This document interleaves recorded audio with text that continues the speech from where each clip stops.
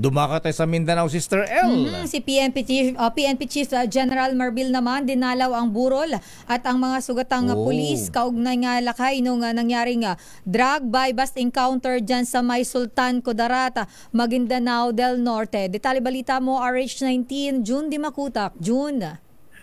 Si Sir L. Mayor Lula ng PNP chopper dumating sa barangay Villarica, Midsayag, Cotabato Province itong si PNP Chief Police General Romel Francisco Marbil upang dalawin ang burol ng napaslang na pulis si Police Corporal Sipin sa naganap na drug bypass operation sa nanauwi sa Sagupaan laban sa mga drug dealers sa cruising Simuay, Sultan Kudarat, Maguindanao del Norte.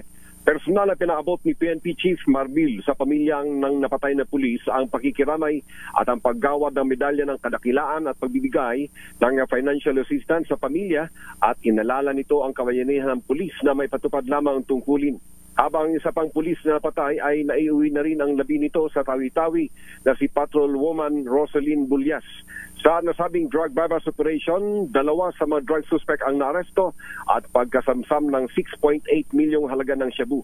Tumuloy na rin ng General Santos City si PNP Chief Marbil at dinalaw ang isa pang sugatang pulis kaugnay sa nasabing drug bypass operation at ginawaran din ang medalyang sugatang magiting at medalya ng kadakilaan habang nakaratay sa General Santos Doctors Hospital. Yan ating follow-up update mula sa Central Mindanao, RH19, June Dimakutak, DZRH, una sa Pilipinas, una sa Pilipino.